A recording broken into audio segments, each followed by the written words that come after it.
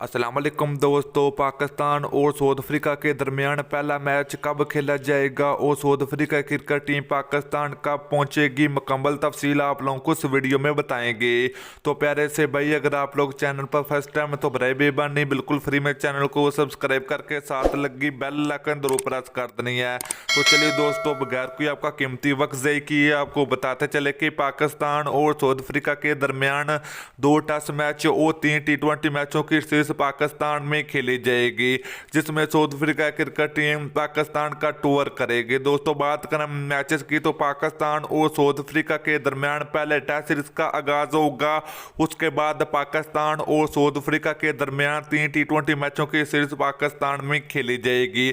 तो दोस्तों, south Africa cricket team इसी महीने में पाकिस्तान का टूर करेगी, जिसमें पाकिस्तान और साउथ अफ्रीका के दरमियान पहला टेस्ट मैच 26 जनवरी 2021 को खेला जाएगा। तो ये मैच पाकिस्तान टाइम के मुताबिक दिन के 10 बजे स्टार्ट होगा।